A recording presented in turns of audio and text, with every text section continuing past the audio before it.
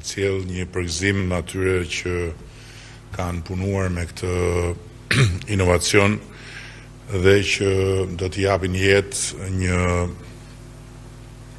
qasje të re në aspektin e shërbimit publik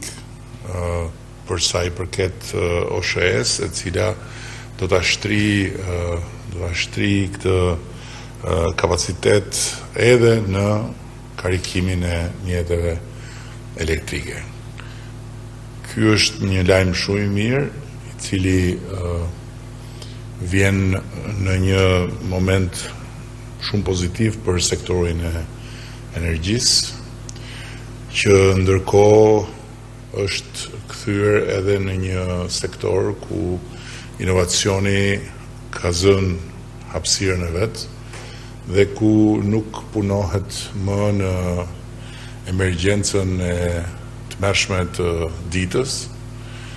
me ato historitë që tani më duken sikur nuk i kemi jetuar ne,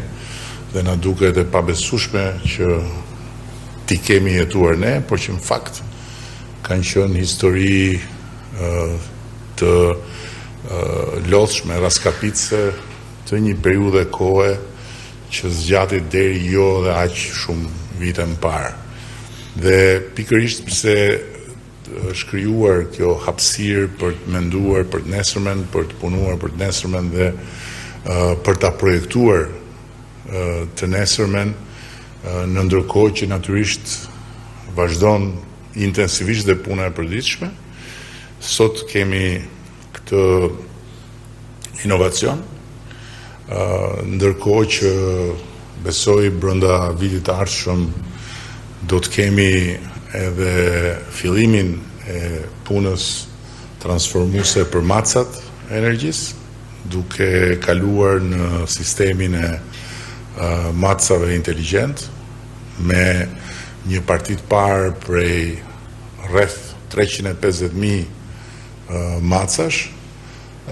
dhe brenda këtij mandati besoj që do të përmbyllim edhe këtë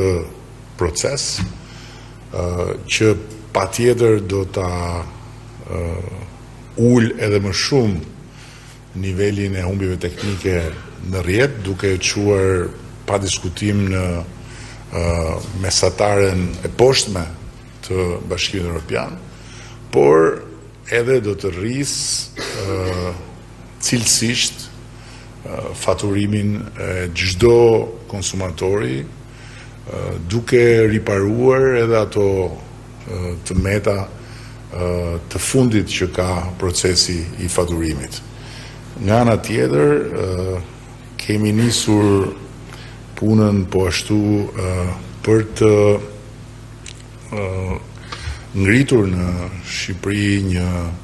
data center të fjalës fundit, dhe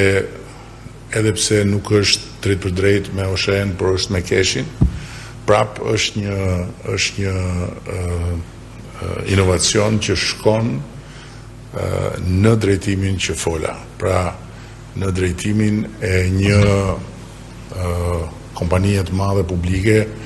ose e një sektori strategjik ku përgjegjësia publike në shërbim tani më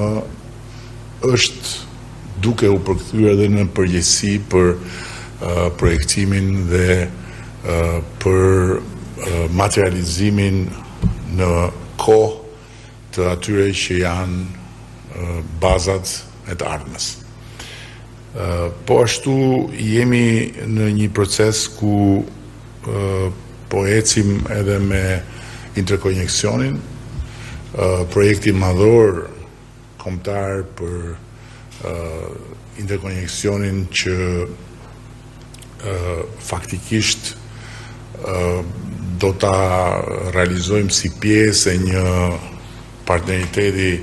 strategjik me Italinë dhe me Emiratet e Bashkuara, dhe që do të na jap